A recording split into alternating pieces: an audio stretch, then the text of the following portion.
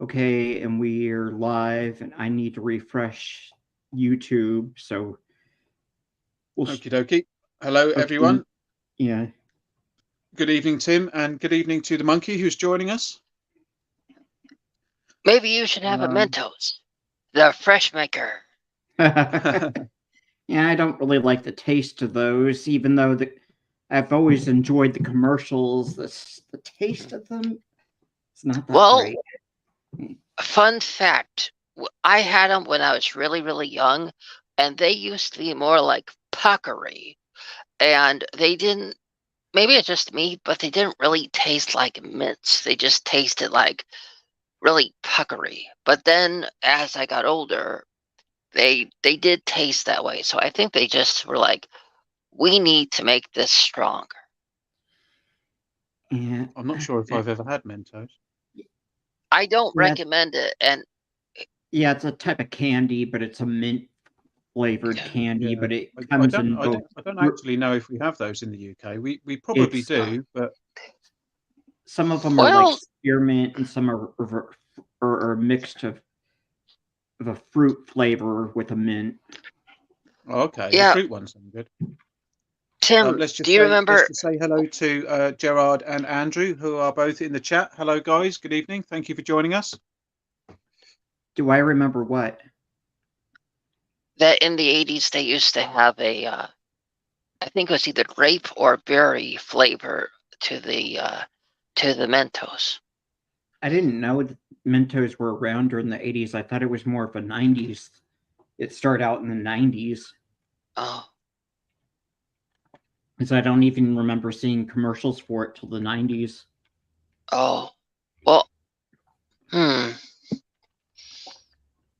saw commercials when Full House was on, and that was in, I believe, 89 or 88, so it might have been the year before 90. And I know because I'm the same age as the Olsen twins. Ha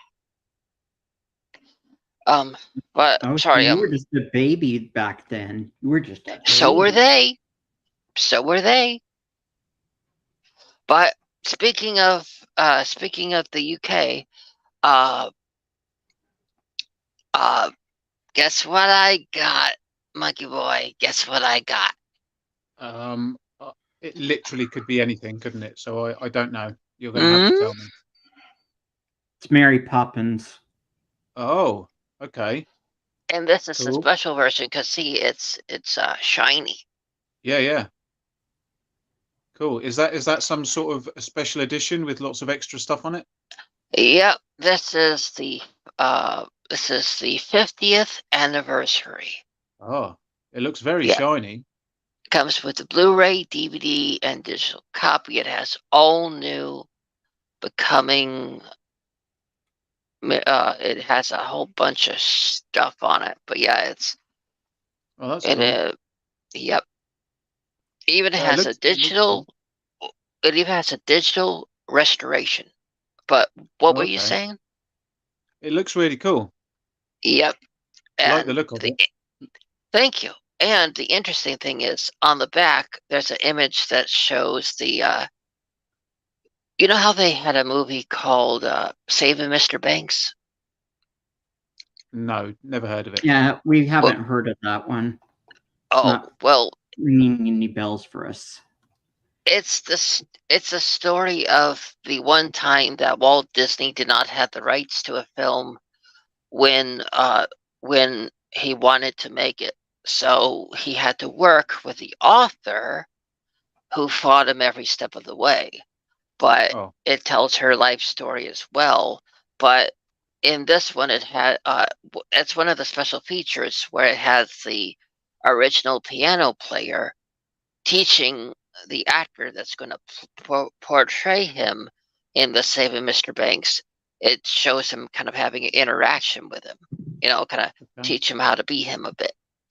So it's on the back right here. Okay. I don't know if you can see it, but can you please tell Skeletor that I really loved the video? I really thought the most recent video was one of your best. Oh, thank you. Yeah. I'll pass that along. I'll pass that along to Skeletor. I'm sure he'll be Yeah. pleased to know that Yeah. you enjoyed it. Thank you, man. And I personally had an achievement recently. I don't know if you know this, but one of my biggest things that I tackled when I first. Oh, sorry. You probably need to read the comments. I can wait. I'm sorry. You're all right. It's You're okay. dude. It's okay. It's okay. No worries.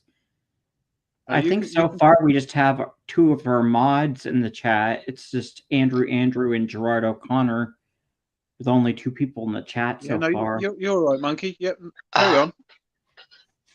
Is it wrong? I didn't even know you had mods. Yeah, I have Andrew, Gerard O'Connor, and Monkeyboy are 3 of the regular mods. Yeah, Andrew and Gerard are guarding the doors, so we're all right. We've got a couple of bouncers in. Well, one of the biggest things that I tackled when I first started YouTube was I reviewed every single episode of and please let me know if you both have seen this, the show called Doogie Howser MD. Oh yeah, I used to watch that when I was younger. Yeah. Yeah, a long time ago I watched that. It was one of those shows we watched on ABC along with the Commish. I reviewed every single episode, and let me tell you, I haven't been the same since. it's a lot to take in. I went episode to episode to episode, and I finally was able. They finally did something. So imagine reviewing every single episode. Well, technically, I didn't do the last one because don't you agree? When you review something, you can only review it when it makes sense to you. I suppose so. So you mean you reviewed every episode except the last one? Yes, because the last episode did not make sense. I did not properly understand it.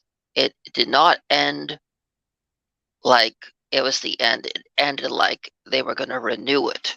So it wasn't a cliffhanger. It was like everybody just, it's like the day ended like any other. And Right. there wasn't really nothing I could say. There was no real personal growth, no nothing. It was like after his original girlfriend and Vinny's original stopped, no real plot progression, just him going through the seasons and impressing people and all this stuff. No real progress in his personal life happened. He got himself a place, and then like people would appear into Vinny's life, then leave. People would appear into his life and leave. Nothing else really. He was. It just. But what I was getting to was after all that and having the seasons get just worse and worse and nothing really important sticking like they did in the first seasons where Vinny was dating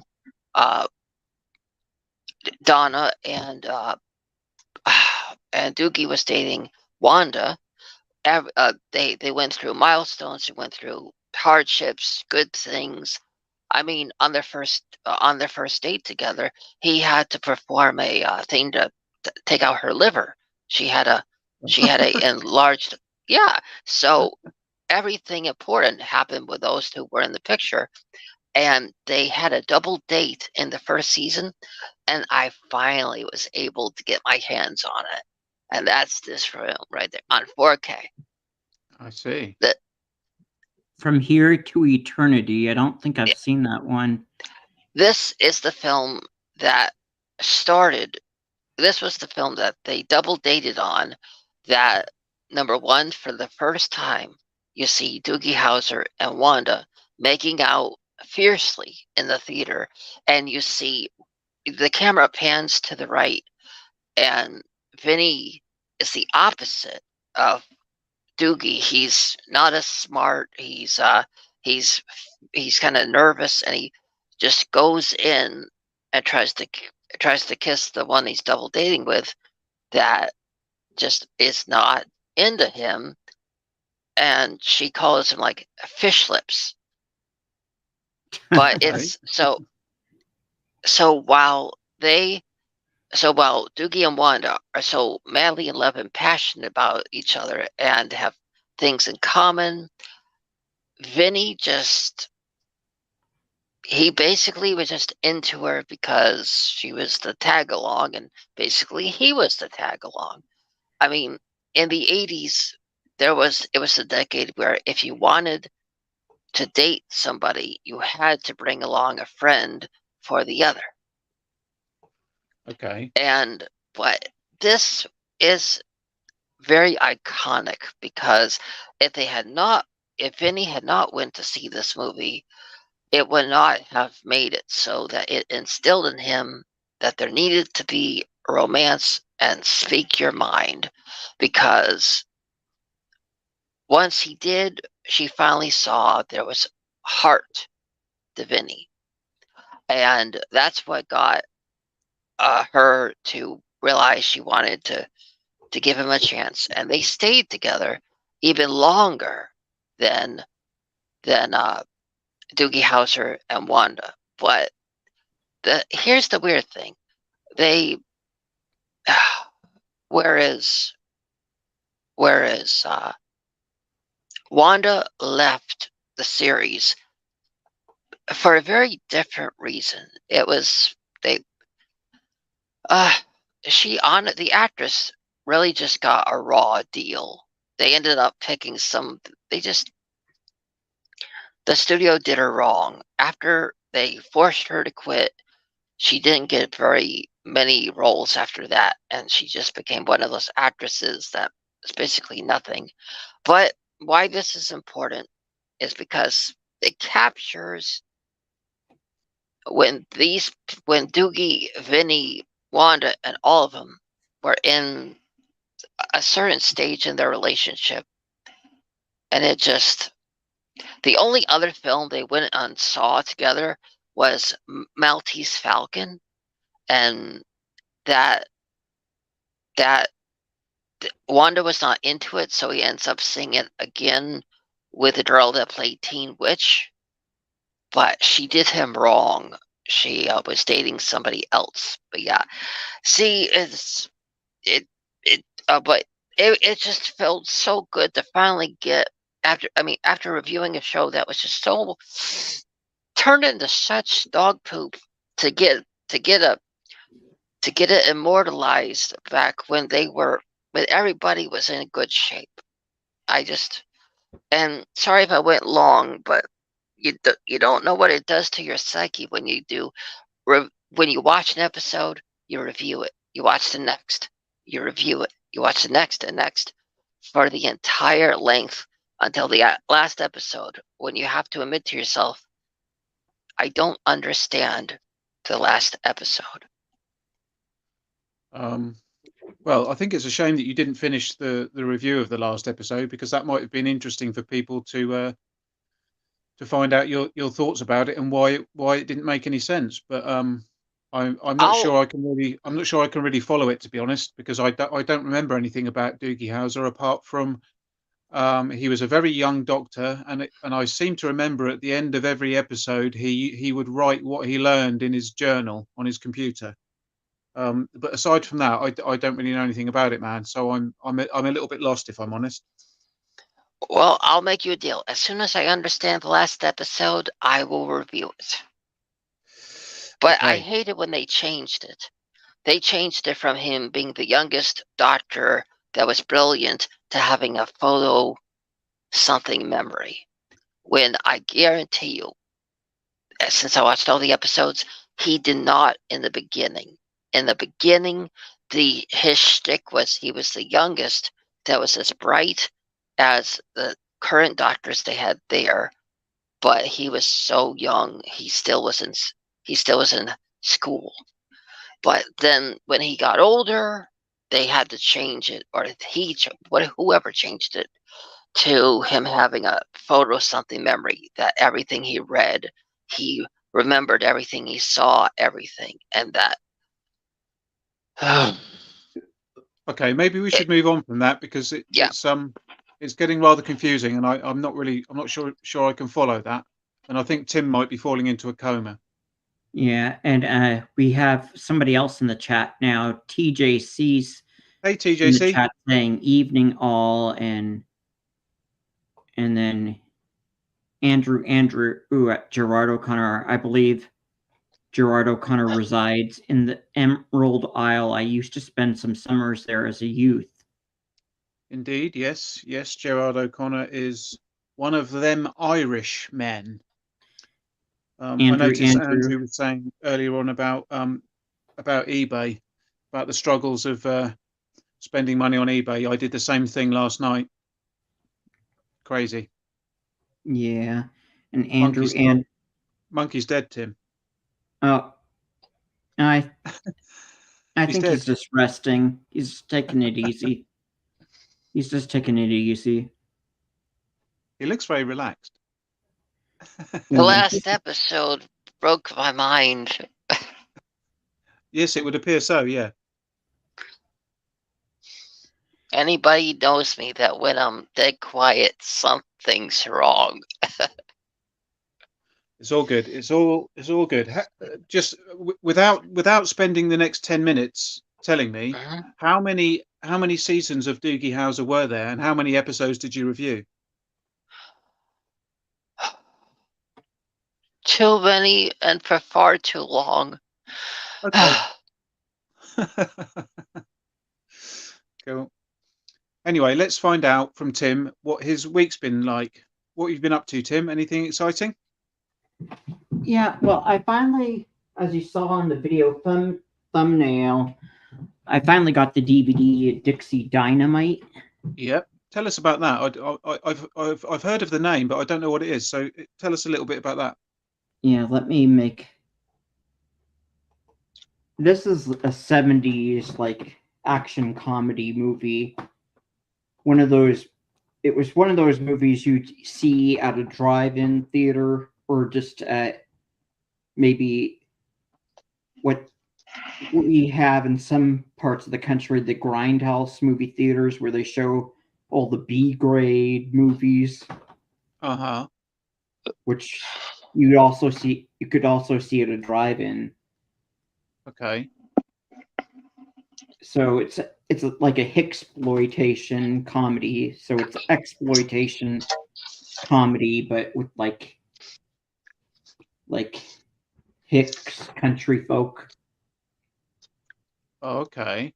Is it a bit? Is it? It seems like it might be some sort of a bit like the Dukes of Hazzard. No? Well, is it that? Is it that kind of?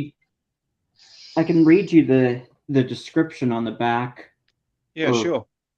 It says Moonshine Tom and his two down-home daughters, Dixie and Patsy, Jane Ann Johnstone, and Kathy McHaley enjoy an idyllic existence in a backwash Georgia town under the sheriff, played by Christopher George, and the Fed's best hit is still. In the excitement, old Tom is accidentally killed. When Dixie and Patsy hear the news about their father's accident from the dopey local deputy, the girls become suspicious. It turns out the feds were really hoods hired by a greedy competitor who is trying to move in and monopolize the town's moonshine business. Now destitute without their father's support, the girls enlist the aid of family friend Mac, played by Warren Oates. And together they set out to take revenge on the dirty sheriff and the bad guys. Along the way, they managed to blow up most of the sleepy little town. And it's from 1976, and it's 88 minutes, and it's a PG, but I think this did have a little bit of nudity in it, because back then you could get away with showing a little bit of nudity in a PG movie. Okay. Well, I'll tell you what messed me up a little bit, Tim, was when I watched Sheena, which was rated, I think, G or PG, and she's taking a shower in the river, and there's nudity. And when you look it up, apparently, when there's nothing hinky going on, when it's just her bathing, it was allowed back in that day. It was just for like a number of seconds, but you could see. But apparently that was okay since she was just bathing. It's in the movie Sheena. Yeah. Yeah. It's like, Yeah, I haven't seen that one. if Tanya you haven't Roberts. seen it, if you haven't seen it, it's like Beast Man, but only with a female. Okay. Okay. But Let's speaking, quickly just say hello to Anti-Derivative Jill, who's joined us. Driving and listening at the moment, but thank you for tuning in. Appreciate it. What a dangerous combination. Some people Driving and do listening. that. They'll tune into a live stream on YouTube while driving their car. Yep. Cool. Well, drive hopefully, safely. Oh, sorry.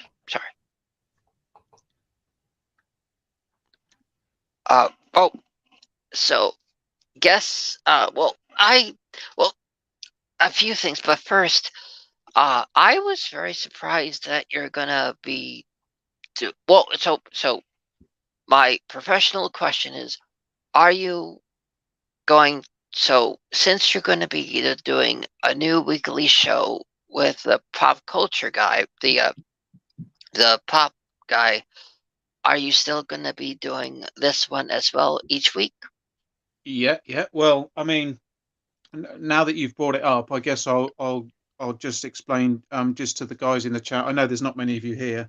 I will be doing a live stream this Saturday with Nick from the Action Podcast. It will be on at 10 p.m.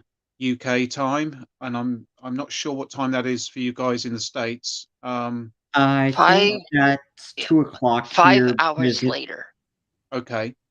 Because it's 9 o'clock for you right now. It's 9:20. Yeah. So it's 1:22 here now. So it would be 2 o'clock. Okay. My Thanks, time. Tim.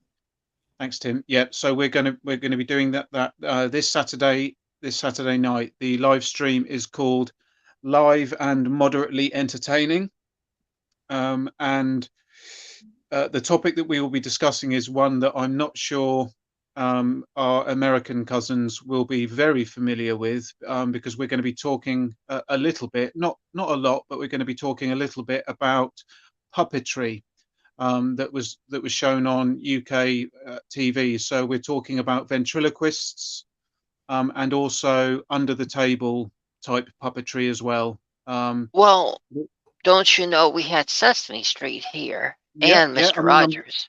Yeah. I'm sure we'll bring up Sesame Street, and we'll also possibly bring up ventriloquists like Jeff Dunham, who I believe is from the States.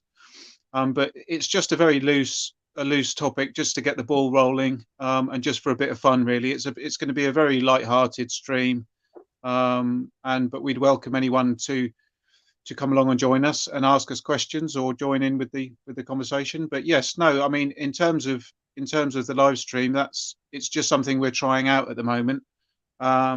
We thought we'd give it a go because Nick and I get on very well, and we thought we'd like to do a stream together, but it will have no impact on this stream.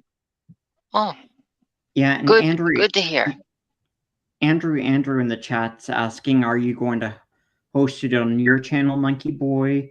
He's not sure how to find things on the internet. Okay, Andrew. Well, no, Nick's going to be hosting it on his channel, the Action Podcast. But if you go to my channel, Monkeyboy's Toys, or Skeletor's channel, and you look in my community tab, which is at the top of the screen. If you click on the community tab, it will bring up posts that I've put up, and I've put a post up about it. So you can click on the link in the community tab to the live stream, and then you'll be able to set a reminder on your phone or your device that way. But it will be hosted on Nick's channel. So my question is to you and to Skeletor. Hopefully you can get him to answer. But I'll tell you that there's a reason why I'm asking it on here. And the question for both you and Skeletor is, what room? No, sorry. What does Castle? No, sorry. What is Skeletor's favorite room of the Castle Grayskull and the castle that Prince Adam lives in? I don't know if Skeletor knows about the rooms. I'm not sure he's seen many of them. Oh, what I mean is locations. Like what's his favorite location in Castle Grayskull or the Prince Adam castle? Well, the Prince Adam castle, I take it you mean the Royal Palace. Yeah. Yeah. Well, Skeletor has rarely seen the inside of the Royal Palace, so I'm not sure he would be able to answer that question. And the same goes for Castle Grayskull. I would imagine that Skeletor's favourite or ideal room in Castle Grayskull would be the room that housed the secret of Castle Grayskull. But I don't think he's ever going to get there. Do you wanna know my favorite? Sure. I'll show you. The elevator. Oh, you like the elevator? Okay. Every single time, every single time they had something, whether it be supplies or somebody riding the elevator, or every time that Skeletor needed something like ice cream or any other things he mentioned that goes in his fridge, or any time that Whiplash has had to get to the fridge or freezer, even Beastman, they had to use this elevator to get from where Skeletor does his videos to the kitchen section. Okay. Okay, cool. Uh-huh.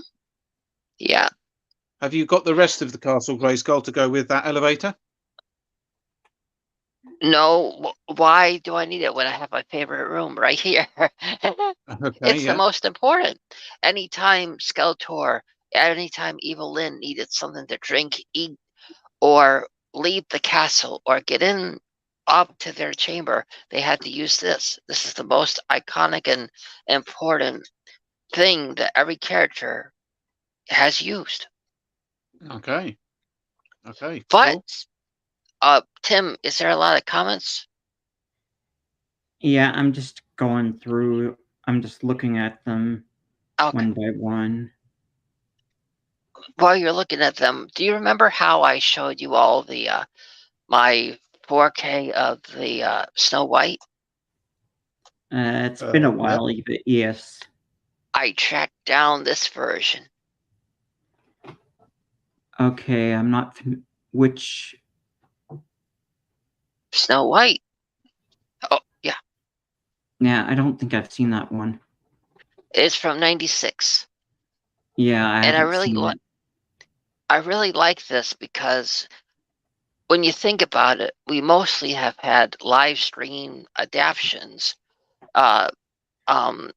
Besides the 1930 animated film, we've had Mirror Mirror, we've had Snow White, the horror movie starring the lady from Aliens. Sigourney Weaver. Yeah. Yes. She played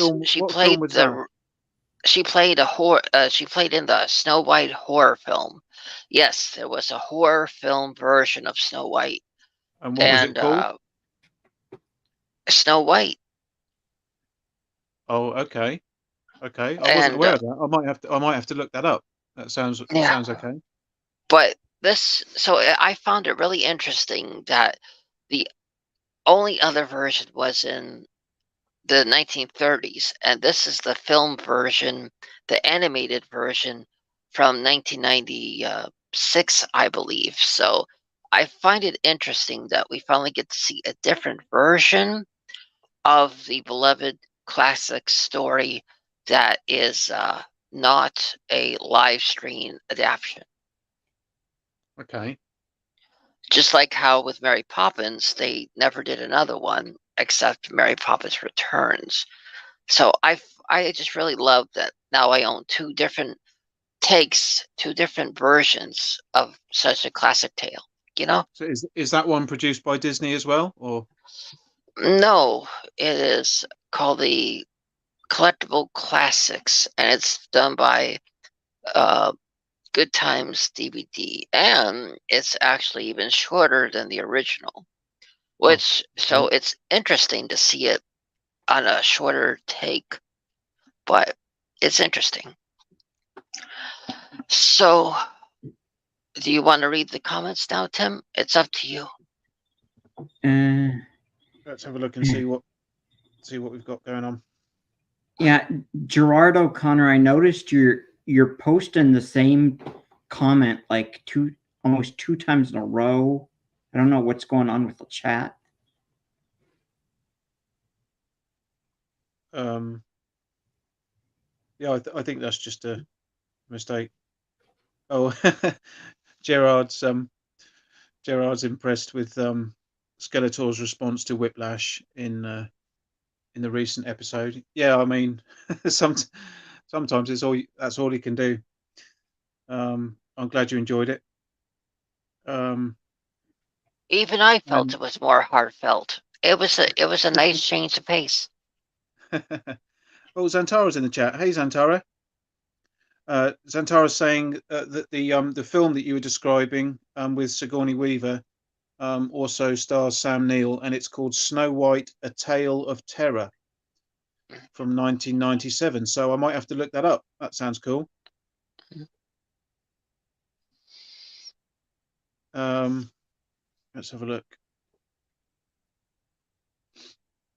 Andrew's saying, Monkey, that you are loving an elevator. Good one.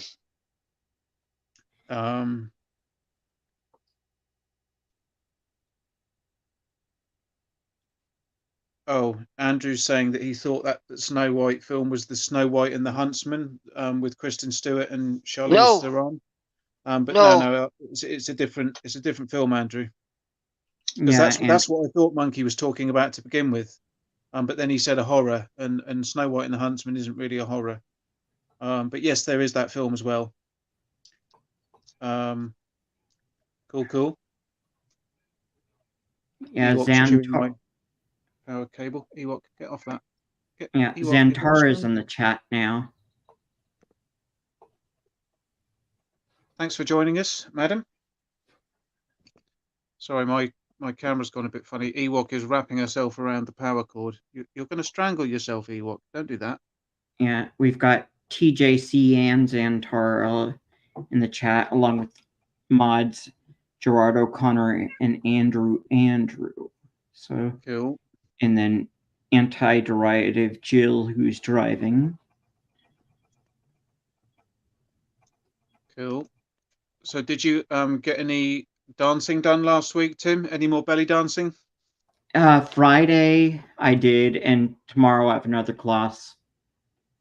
Cool. Okay. Cool. Yeah, I think she's camera shy, Andrew.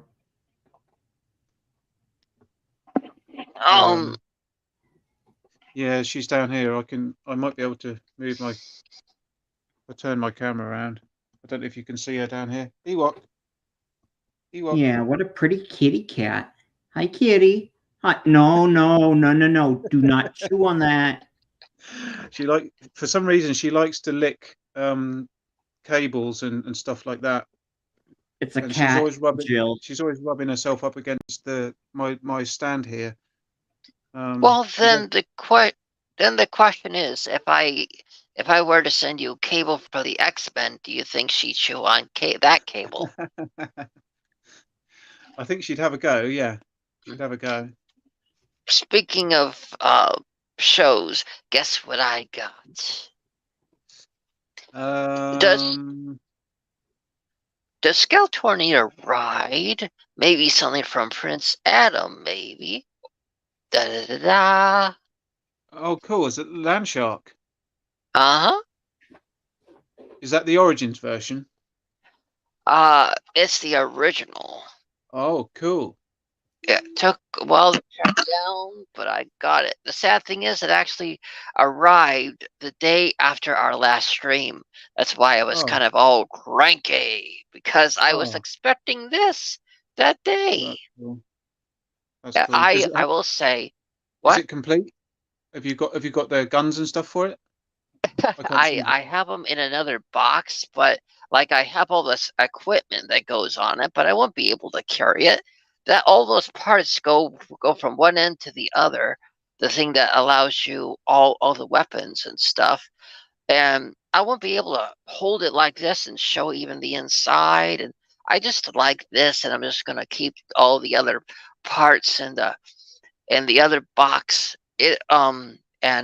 Because I want to be able to. So I got this because I hope it's okay with Skeletor, but I got the I took it. I took his advice about about about not asking about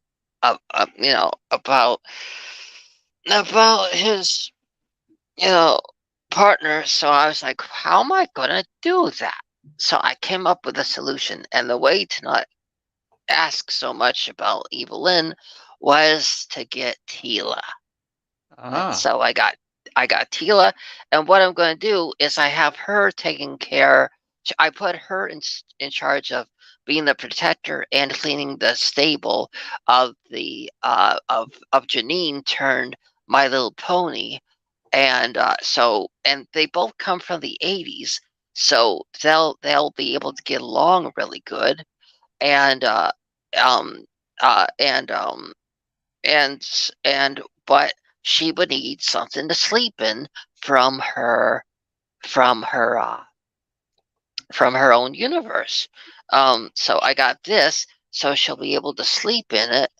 I have it so that where the My Little Pony, which is the version the of Janine turned into a My Little Pony, because Janine. What, she what are you talking about, Monkey? Janine? Do you mean the only Janine I know is Janine from Ghostbusters? yes, Okay, and they did a My Little Pony version of Janine? yeah, and I Okay, had that one, and so okay. uh you were saying, Tim? I didn't say anything. Oh, okay, okay. Well, so I have so I have it so that Tila is living in the barn that's connected to the stall that the stall leads is outside that that that that the Janine My Little Pony is sleeping out in that thing outside, but in the barn is where Tila is living, and she and in that thing, it was Captain Marvel that was able to break through the universe, bring her through, and but Tila was scared, so she ended up grabbing onto to the to his machine to try to keep her from, like to kind of hold on to keep her from being carried away, and I, I, I, so I but don't know what's when going on anymore, Monkey. I think one of us is having a stroke. okay. I was just explain. But I don't. I was just explaining the universe I have created. But Ah, okay. long story short, none of the circuits work because it had to be transferred from her universe to the other universe, and so she just uses it to sleep in. I So her head goes by the console, which since she's in the armor, her armor makes it so she can just lean back by the head console. Each leg goes up in the section, like right here. So, and then she just lays with laying back and she falls asleep ready to pounce on whatever happens next. Okay, so you've got Tila sleeping in Skeletor's vehicle. Yes. Okay. Okay. Andrew is asking, are there any high-end My Little Pony toys, like an expensive Mafex or Gentle Giant model? I don't know if that stuff gets translated that way. I don't know, to be honest, Andrew. I feel there must be somewhere. I mean, My Little Pony is quite a big property. I feel there must be higher end stuff, but quite honestly, I think the original G1 ponies in good condition are probably still the highest end in that line. I mean, I only have about 9 or 10 My Little Ponies, so I've got hardly any. I hardly know anything about them. But I only collect the G1 ponies, and I think I'm done collecting those now anyway. As far as I know, the only going out of their realm was when they did when they did the Ghostbuster My Little Pony. That's the only step out that I saw they ever did. Okay. Hello, Reading Movies. Thanks for joining us, man. Monkey, I think you've given everyone a headache with what you were talking about. I got one too. Don't worry. I got one too. Reading Movies says, what the fresh hell of a conversation have I tuned into? Yeah, I mean, I was starting to wonder if I was actually dreaming. I didn't actually know what was real anymore. So thank you, Monkey. You've sent us all mad, which is quite an achievement. You know, well done. Well done. I guess you could call me the Mad Hatter. I guess we could, yeah. Reading Movies saying he obviously missed a lot in the last 40 minutes. I think we all did. I think we all missed a lot, to be honest. That was quite bizarre. So Gerard is suggesting that we talk about some pickups. Have you got anything aside from the DVD you showed us, Tim? Have you picked anything else up this week? Yeah, I'm getting something in the mail later today, but oh, I got this Death Star Escape Farm Boy Luke Skywalker that I bought off the eBay seller. So let me make myself all big. Cool. And this is how they used to do the vintage collection. They're starting to do it again like that, except they're not showing any of the wave at the bottom. Okay. Oh, that looks cool, though. And then nice. I mentioned that I was going to get Boba Fett, but I got sent the wrong one. Yeah. I got the correct one that was originally an exclusive at Target. Aha. So that was the one that you had originally ordered, yeah? Yeah, it's Vintage Collection number 275. Did you return the incorrect one, or did you keep that as well? I kept it because he said he didn't take returns and he didn't say to return it. Okay, cool. So if he wants it, I can return it if he wants. And I don't think I showed you this one yet. Oh, nice. Original trilogy Princess Leia. That's beautiful, Tim. That's cool.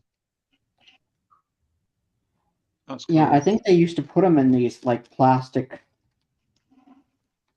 things. Yeah. Had the little thing, little symbols at the top. Yeah. And I think this was pre-Vintage Collection, where they just called it the original trilogy collection before it was called the Vintage Collection. That's a nice clamshell. Yeah, it had the same, but it had the same type of card back like they did back in the 70s. Cool. At least the front side of it was the same, but then at the bottom, then they'd show you a picture of the original Kenner figure, Yeah. and then at the bottom they show the new figure standing right next to the old Kenner figures. Yeah. Oh, that's cool. So that's Are you going to use that Leia and Luke in your play set with the swing? yes, they're going to be my Luke and Leia for this. Yeah. Oh, that's cool. And I've got a couple stormtroopers I'm going to add, and then there's a bridge I can put in to where I can have Darth Vader and Obi-Wan duel, like they show on the back. Oh, that's cool. And you're going to need to make some room for all these displays, Tim. Yes. I don't know what I did with my. Yeah, this is the Obi. I don't know if I showed you this Obi-Wan that I got from the Next 17. Oh, yeah, that was cool. Yeah, that's going to be the one that's going to duel Darth Vader since he's got the hood. Yeah. Yeah, nice one.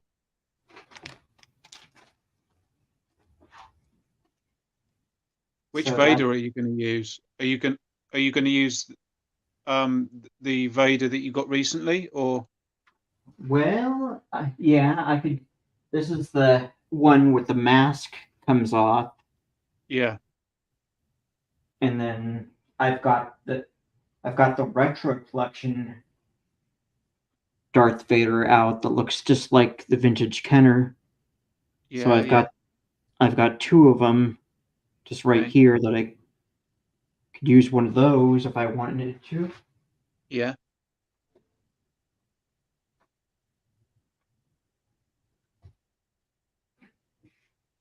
Yeah, so that's just it's not really much. I've got a DVD coming later today, and then I've got a Blu-ray coming later this week, along with two more Star Wars Vintage Collection figures.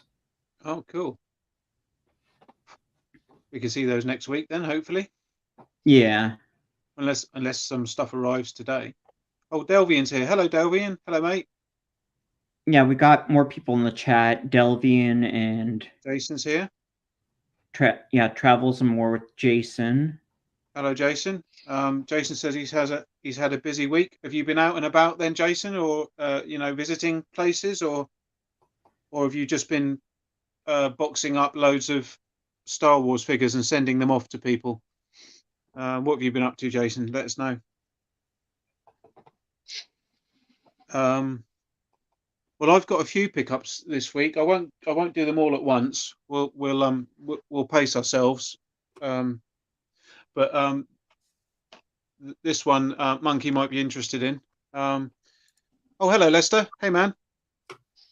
Hey. Go ahead. Show off away. So yeah, this arrived in the post today. It is the Cartoon Collection Teela. Now I don't know if you can really see very well on my camera because of the glare, but her face sculpt is amazing. Pretty, but I can still make it out. No, that's Teela as I remember from you saw the cartoon, so I think from that vantage point, mighty fine. It doesn't really come across very well on the camera, but honestly, in person, this face sculpt is amazing. It's absolutely fantastic. It's flawless. I'm guessing they're using face printing technology on them, but honestly, the detail in her eyes, around her mouth, it's absolutely fantastic. This is probably the most beautiful figure that I've seen in a very, very long time.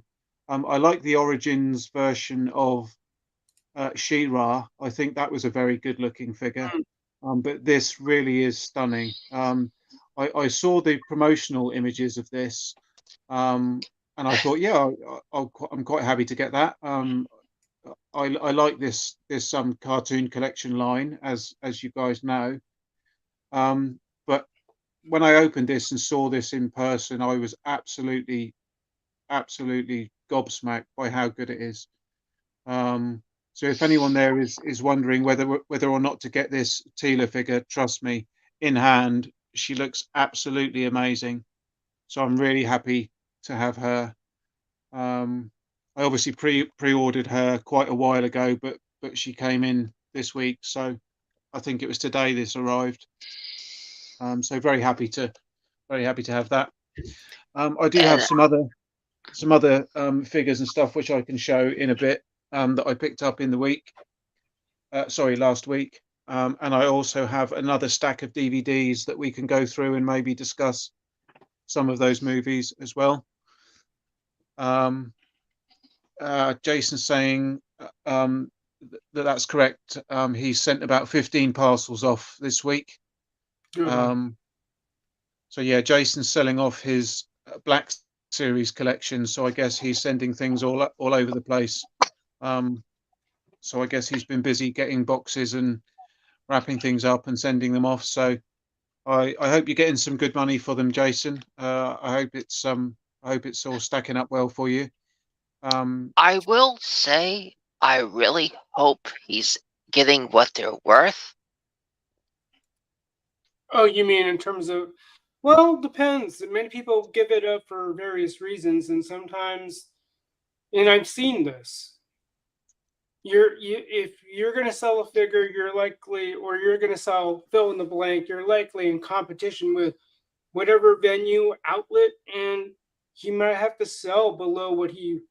I think most of the time you'll sell beneath what you think you're going to get from it. So I don't know what his motives are. If it's simply to get rid of it, I don't know if margins are an issue for him, and he'll be more than happy to chime in on that. Yeah, I think he's selling them for reasonable money. You know, he's not giving them away. I think he's getting good money for them. I think that's the case, isn't it, Jason? Because the value of them isn't going down particularly. I mean, I guess some figures are maybe not as popular as they were, and some of the older ones, of course, might not be quite. They might not attract quite the price that you might hope, because some of them have been reissued, of course. But no, I think Jason's selling them. I've had a look at his eBay page, his shop or whatever you call it, and no, he's selling them for a fair price, and yeah, I wish you all the best with selling those, Jason, and getting some funds back for your adventures. Gerard saying hello to Sir Lester. Hey, Gerard. Let's have a look. Have we missed anything good, Tim? Let's see. They were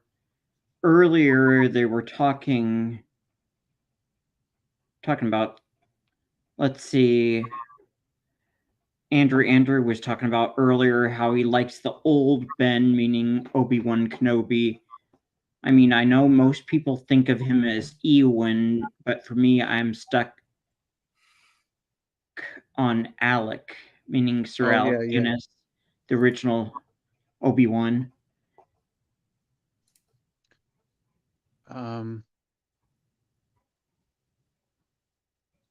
Yeah, Andrew makes a good point that the Obi-Wan TV show.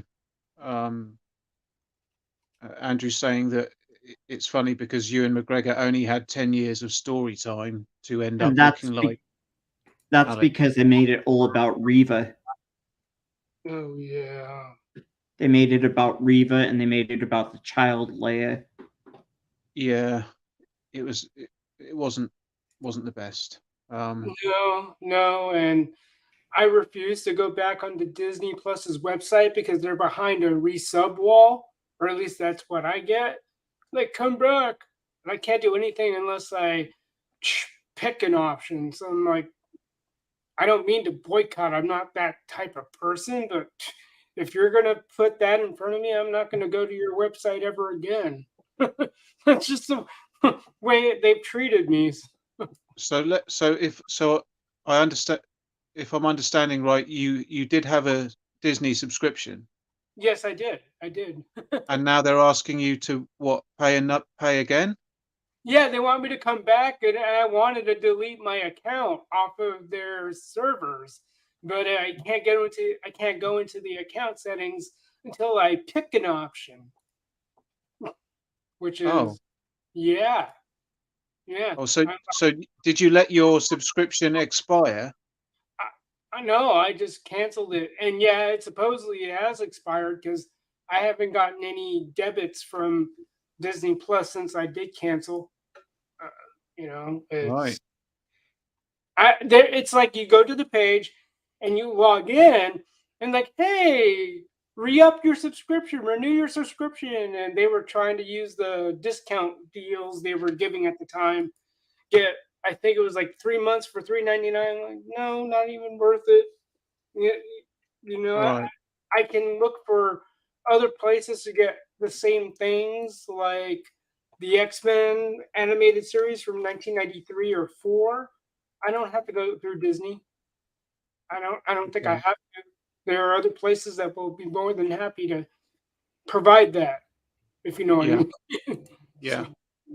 So for that, it's like, well, if I can't even go in there to change my account settings, I'm not going to go back to your page if you're trying to beg me to resubscribe. I have no reason to. Like what you were saying about Obi-Wan and all this stuff about the Mandalorian. I'm like, it had its 15 minutes of fame, and now they're talking about a movie. I'm sorry, but the ship sailed. Once you try to make up for lost things and you end up with that, no, the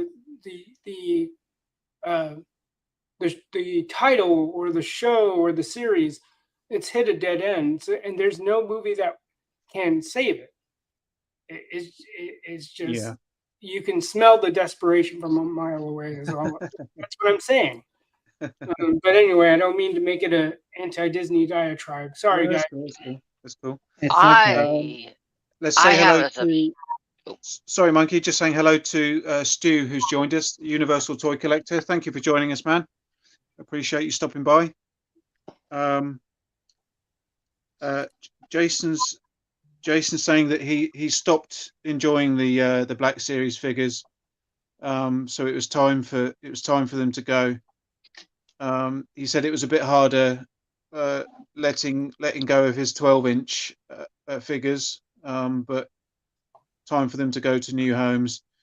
Yeah, I mean, it is what it is. I mean, if you want to move stuff on, that's understandable. It's not something I can do. I don't know if I've ever. Well, the only time I sold stuff was when I was about 15 or 16. I did a car boot sale, which is kind of like I guess it's like a yard sale, I guess, but it's in a. I think we've discussed this before. What a car boot sale is. We have them in the UK a lot, where people gather together in a large space and sell stuff from their cars. And when I was about 15, I took a load of my mask vehicles to a car boot sale and sold them all for next to nothing. And then several years later, I was absolutely devastated that I'd done so. And I think that the trauma of me selling those vehicles has really put me off, and so I don't think I'll ever sell any of my collection, even if I kind of get tired of it. I don't think I'll sell it, because I'll be too afraid that 5-10 years down the line I would regret it. And I'm also very lucky in that the things that I have bought, I do I do really like, and I don't think I'll get bored of them. I've certainly stopped, or my collecting of the Black Series figures has very much slowed down, almost to a stop. It's not to say I won't buy any of them again in the future, particularly some of the archive re-release figures. I might get some more of those. And there are one or two figures that I really hope they do bring out in the Black Series that we haven't had so far, like Two Tubes from Rogue One. I'd love to get that figure because the character design is absolutely amazing. He's not on screen for very long, but I think the character of Two Tubes is really, really very striking looking character. I would love a Black Series version of him. So you know, in the future, I probably will buy more of them, but it's certainly something that I've put the brakes on, very much so. But I don't think I would sell the stuff that I've got. Andrew's saying never say never. As long as you enjoy it, keep it, and if you ever stop, you can always unload them later. Just don't give away all your Skeletors. No, I think for the moment I'm quite happy with what I've got, and I'm very it sounds stupid, but I'll say it anyway. I don't buy things that I don't want, and I know that kind of sounds a bit obvious, but many collectors collect things just for the sake of collecting, and they might complete a line that they're not fully invested in. Sure. Whereas, if I may chime in on this, yeah, I am the same way. I only buy a figure if it will go with the ecosystem that I specifically explained to you, which made you think I had a stroke. well, no, I think it's good to be selective about what you're buying, and I don't think. I mean, I'm lucky that I don't feel the need to complete some of these toy lines that I do have some interest in. For example, I really like the Real Ghostbusters line from Kenner, but I'm not interested in collecting it, you know, to completion because there are too many. There are too many variants, and they weren't all to my interest or to my liking. So I've got obviously the core characters. I've got the Firehouse, Ecto-1, the classic monsters, ghosts, and most of the haunted humans. But I'm not really interested in collecting any of the, you know, the further lines. The glow in the dark ones would be nice, but they are very expensive. So. Which Janine has blue glasses? Do you have any figures of Janine with blue glasses? I don't. No, I don't. Janine is one of those figures that's quite hard to track down in good condition. She seems to command quite a high price actually, but Janine is one that I'm looking to add to the collection because that's the only one I'm missing really from the core characters. Well, they'll be coming out with more, just so you know, because she is in the new Frozen Empire Ghostbuster film, and they're going to be making a boatload of her. Okay.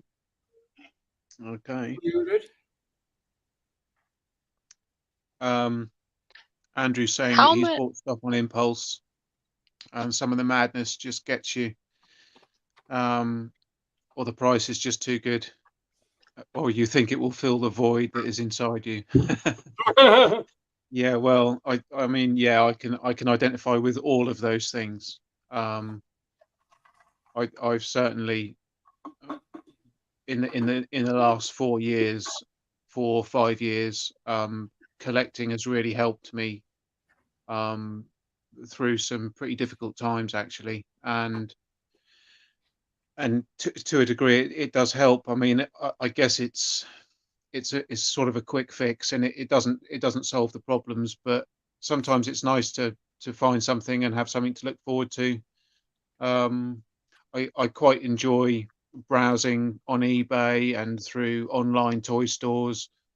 I find it quite relaxing just browsing through, looking at the stuff. Of course, it then gets expensive when you start adding stuff to your basket. But no, I really the hobby of collecting has been a lifesaver really in the past few years, I must say, without I getting too complete heavy about it. I completely agree. I'm on my 17th year and I've never been happier, but some of you would say, and not as sane. Thank Well, that's okay. you. Stu's saying that he's currently debating with himself about moving on some of his Black Series collection. I see. Everyone's flogging off the Black Series. Not me. I Yeah, know I don't shabby think he he is, will. but that's all he collects. He's not. Did you say he's thinking of moving some on as well? Yeah, he got all pissed after they announced all those new figures. He was pissed. Who is this? Oh, really? Mm-hmm. Oh, okay. Do you know why he was pissed about that? Probably because they announced a bunch of figures he didn't want. Right. But I think he's got to understand they're not going to keep just making Black Series. They're going to make the vintage collection as well. I wish he would get more into like vintage collection, but he never does. So, okay, that's not really that interesting, dude. Well, I mean, he's got a great Black Series collection, absolutely fantastic collection of those. I've dabbled in the vintage collection. I've got a few. I must have about maybe 10 or a dozen Black Series figures, but it's just too big a line. It's not something I can devote that amount of space and money to, unfortunately. So I have to be very selective about which vintage collection figures I get. But I do really like the line. I mean, it's interesting, isn't it? I mean, there are some channels like Out of the Basement where they really focus on the Black Series almost exclusively, which is great. And then you've got channels like Bosk's Bounty who focuses on the vintage collection, which is oh, sorry, I dropped out there. I enjoy watching. I'm both of the adjusting your mic settings because we're getting this weird whistling sound. Oh, okay. I enjoy watching both of those channels because I like the Black Series, I like the vintage collection, and it's nice to have channels that focus on those on each particular line. Yeah, but it's all that he covers, so I just got bored watching after a while. Oh.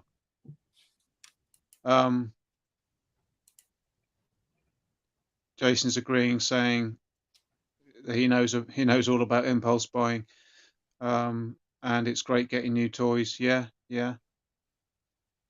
Speaking of new toys, I thought it was wonderful when you got the Panther.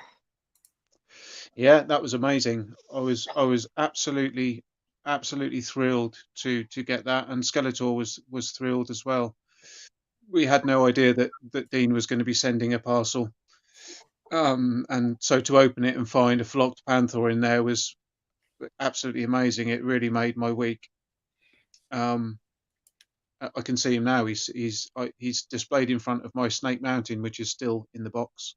But Panther's proudly displayed in front of Snake Mountain, roaring skyward. He's looking very cool. I was going to display him next to my vintage He-Man and Battle Cat, but I thought they might perhaps fight in the night time. So I've decided to separate them and keep them apart, so there's no trouble. But no, that was very nice of Dean to send those, and of course the glow in the dark scare glow figure, which I now can see when I'm in my bedroom. It's in a very prominent position, so when I turn the lights out, I can see scare glow there shining away. So that's absolutely fantastic. I was absolutely thrilled to get those. Nick Speaking saying of, good evening. Hello, Nick. Hey, man. How you doing, man? Yeah, Nick saying evening monsters. I mean, wow, if it's all right, if it's all right with you, Tim, I'll just say again, because now we've got a few more people in the chat, and now that Nick is popped into the chat, I'd just like to invite you guys to listen to Nick and I's live stream this Saturday. So this coming Saturday, the 17th, Nick and I will be doing a live stream on the Action Podcast channel at 10 p.m. UK time. And Tim tells me that's 2 p.m. Is that 2 p.m. Pacific? Yes, but 2 p.m. Pacific. I won't be able to come because I'm doing like a live stream interview with the forces with Jesse at 2:30. Oh, okay, cool. I hope that goes well, man. Yeah, it originally was going to be at 2:00, but he moved it to 2:30. Oh, okay. Well, maybe you can catch our stream on the replay. But it's going to be on the Action Podcast channel. So if you guys are listening and you want to find a link to the stream, if you go on to my channel, Monkeyboy's Toys, or Skeletor's channel, if you go to the community tab at the top and click that, and then look down, you'll be able to see the post that I put up a couple of days ago, advertising the stream that Nick and I are doing on Saturday evening. You can click on that and set a reminder, and join us on Saturday evening, the 17th at 10 p.m. It's called the Live and Moderately Entertaining live stream, and we hope if you guys are free, you'll be able to join us. Hop in the chat, ask us questions, and join in with the discussion. And we hope it'll be a good chat. if I may ask, yes, I see since you have a cat, you're a cat person, but how do you feel about dogs? I like all animals, almost without exception. Apart from spiders, I like everything else, absolutely everything else. But I would say I'm not a dog person purely because I don't think I could devote that amount of attention constantly to an animal. If I had a dog, I would hope that I would walk it 2 or 3 times a day, but that's just not something I can do. Unfortunately, I don't have that kind of motivation. So although I do really like dogs, I love spending time with dogs. I love other people's dogs. It's just not something I could have for myself, unfortunately. Is that Benji?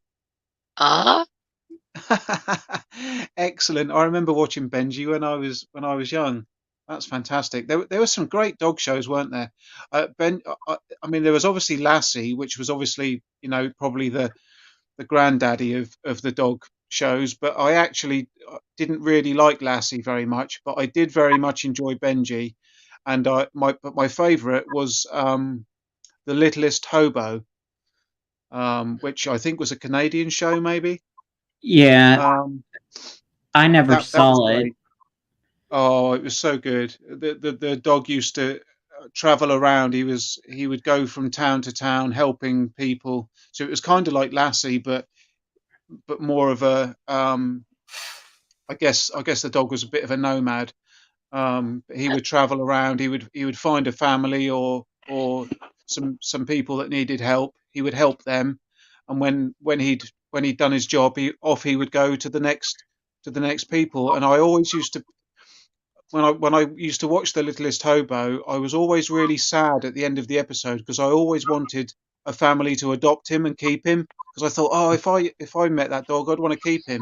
But every episode he would leave and trot off, looking for his next adventure, and I always found that a bit sort of bittersweet, really. But it was a lovely show, and a fantastic dog. The dog's name was London, and was a very, very well trained dog. But there was a bit of a not a fad, but in the 80s there were quite a few of these animal programs. I mean, you had Skippy the bush kangaroo, you had Lassie, you had Gentle Ben, of course, which was amazing. Gentle Ben, I think, was one of those stories where, or one of those shows where every episode something would happen that needed a bear to become involved, and Gentle Ben would come in, stand up, and go "Rawr," and then and that was basically the gimmick. Every episode, you were just waiting for Gentle Ben to come along and stand up. That seemed to be what the whole show was hinged on: a bear standing up. We had that in the United States, but it was called Rin Tin Tin. Oh, I remember that. Yeah, Yeah. never saw that. What was that? The name rings a bell. Was that a dog that helped people? Yeah, I think he was also a canine cop. Yeah, Canine. Rin Tin Tin Canine Cop. Oh, cool. So did he work for a law enforcement agency, or? Yeah, I believe so. That was probably the premise in the show. Yeah, it's been a Oh, that's while. cool. Yeah. That's cool. So, Liren, what's your opinion on this classic film? He's done it again. I From know. Here to Eternity. Wait. Yeah, Delvian, I remember that show, Manimal. Oh, Manimal, yeah, Simon McCorkindale. Manimal was brilliant. That was very, very cool. Do you guys know a guy named Liren? I don't know. Do you guys know? I think we're just going to have to let it go, Lester. No, I've let it go for a while. I just kind of chuckled once you chuckled. You're like, I thought it was sorted out. I thought we'd sorted this out. I thought it was all all right. it was all pinned down, and we all knew who everyone was, but Yeah. it's all gone wrong again. Anyway, Layman, carry on. I'm confused. What happened?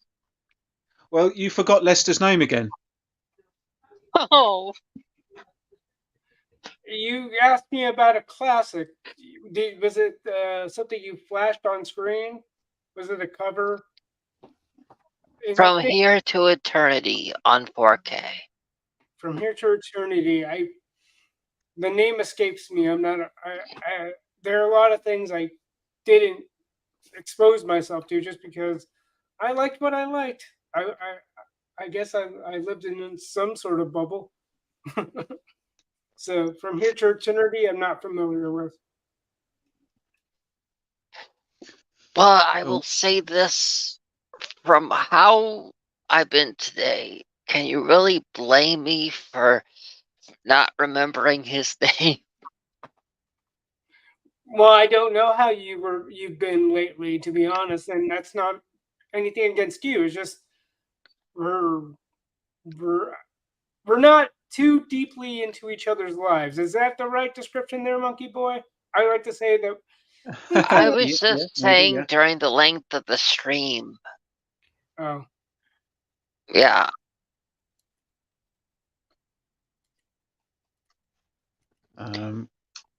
It's just going back and checking the chat. Sure.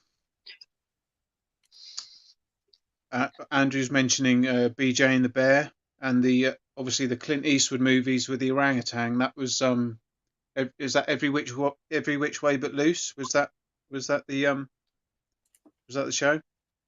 There's actually two. There was that and another one, but there was two that he was in. Yeah, there was Every Which Way But Loose, and then what was the other one, Tim? I don't know the other one, but I just know that they were movies. They weren't. Those were movies, not shows. Yeah.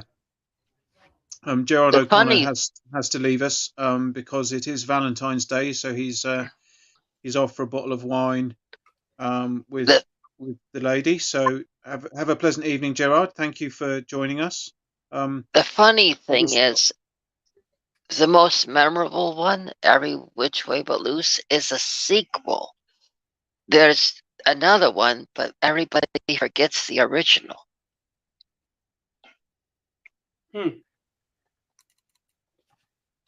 What's the original called, though? Even I forgot it. I don't remember. I don't know. Yeah. Yeah, I don't know.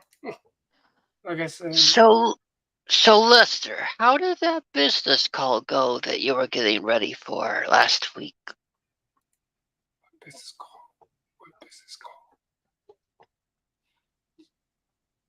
Do you guys remember what that was about? Because No. You were waiting remember. for a Disney. You were waiting for to be part of a call, like some sort of Disney call. Oh, that was. It might have been something with the. No, see, it's all blur. It's all a blur. Last week, I think I've really gotten to a point where my memory's gotten more selective. I mean, it's not something I have complete control over, only because there are things I still want to forget, but I still remember. But lately, it's like, what call is this? I forget. Xantara's just letting us know that the second Clint Eastwood movie with Clyde the orangutan was called Any Which Way You Can. So, yep, Any Which Way But Loose and Any Which Way You Can. Thanks, Xantara. Yeah, I like those movies. They're quite good. You know, watching a orangutan punch someone. You know, it's all good. So yeah. Hello to Soda Cauldron, who's just joined us. Soda. Hello, Soda. How you doing, man? Thanks for dropping by. Don't drop soda too hard, or else there will be bubbles. Yes. Don't drop Mentos into soda. People have done that. I mean, does that work with any kind of sugary sweet? It doesn't have to be Mentos, does it? Surely you could drop in, like, could you do the same with, like, I don't know, M&Ms or something? I mean, I don't know. It has to be a carbonated beverage like Pepsi or Cola. Yeah, but I'm just wondering what you can drop in it to get the same effect. Would it work with M&Ms or something like that? You're giving me ideas. Like I have bottles of Pepsi Zero. I never heard of that. I never heard of that before. Dropping candy bits or like Mentos. It also works with that thing you use for ulcers. Tums or something, or I don't know. Don't know what that is. But no, but just dropping something like a sweet into a soda is supposed to give you a bubbly effect. Is that the premise there, guys? Yeah, you drop. I mean, if you get a bottle of cola or whatever, and you drop like a Mentos sweet into it, the whole thing erupts. You know, it's highly, kind of like highly explosive. I mean, I think if you can drop the Mentos in and put the cap on real quick, you might explode the bottle. But I think it's quite difficult to do that because it erupts immediately. That the moment you drop the candy in, it just all shoots out of the top, makes a right mess. All right. Andrew's saying you need the Mentos or a similar mint, and he believes Diet Coke is the best reactive agent. Yeah, I've seen loads of those on YouTube. Andrew's saying it's like the old baking soda and vinegar mixture you can use for homemade volcanoes. Yeah, I used to do that when I was young. Yeah, there was these little plastic volcanoes that they had in, like, I think it was Rice Krispies for a while when I was a kid. It was like this blue-green plastic volcano, and you put like baking soda and vinegar in it, and then you added like a different colored food coloring to make it look like lava. Okay. Ah, the good old days of science fairs and scholastic books. Oh, those were the days. I remember those. Yeah, well, I remember in an episode of the Brady Bunch, some of the Brady kids made a volcano, and then Marcia was over with a bunch of friends from school, and it erupted on them, but it was like this mud that I think Peter Brady had added into it to be the lava. Mm. Marsha. Yeah, I don't think the Brady Bunch was something we had on UK TV. I don't remember that. I don't really know what it is. I assume it's about a family called the Bradys. Yeah, Yeah. it was a sitcom. Yeah, we didn't. There was a lot of your shows that we didn't get over here. I mean, we did get some stuff. We got stuff like Cheers and Roseanne. I think we might have had Family Ties, stuff like that. But stuff like the Brady Bunch, I don't think ever made it over. Did the you Brady- ever get? The Brady Bunch was like late 60s, early 70s, and then Okay. other shows like Cheers, Roseanne, and Frasier? what was the other one you mentioned, Monkeyboy? Family Ties. Those are all the 80s. Family Ties. Different strokes. It takes different strokes to move the world. Yeah, we might have had different strokes. I'm not sure. The main ones I remember really watching were Roseanne. Yeah. And Good yeah, show. I mean that was very popular in the UK.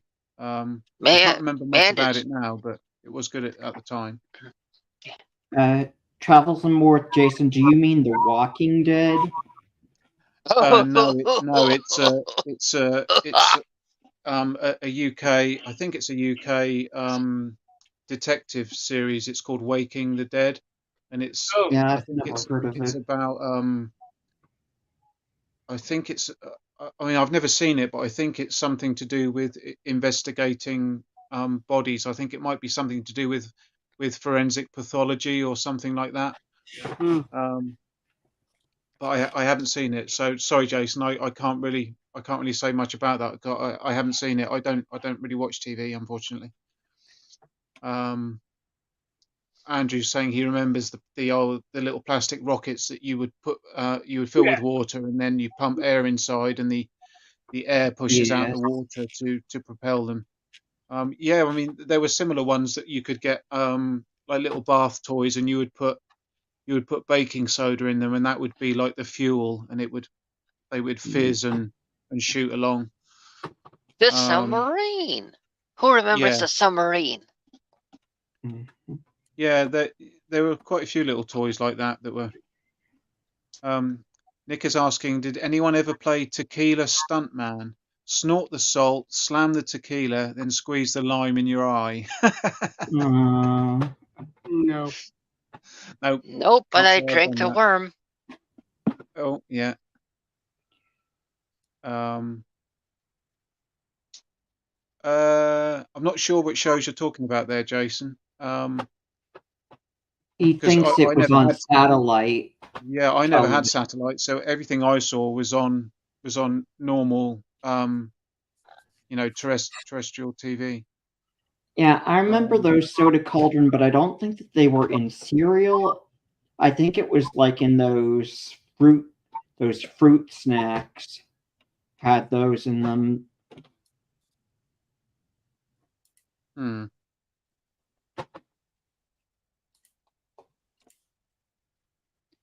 And Andrew, exterior shots used for the Brady Bunch house is not too far away. I took my wife by it one night as she liked the show. Ah, And Universal Toy Collector Stu says we had different strokes in the UK. uh-huh.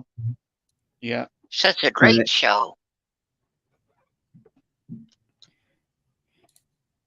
And then Travels and More, Jason says, yes, Monkeyboy, cold case. Yeah, so the pathologists go back and kind of solve old cases by using, you know, forensics and that sort of thing. But I hadn't seen it, so I should probably stop talking about it now.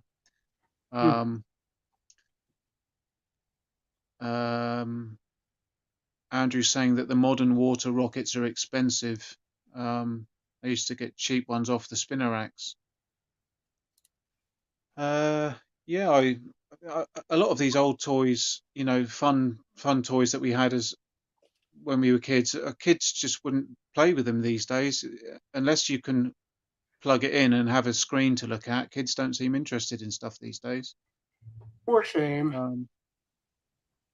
So I've got a stack of DVDs that I picked up this week. Do we want to go through those, and we can do the same as we did last week? If anyone's got anything to offer on any of the films.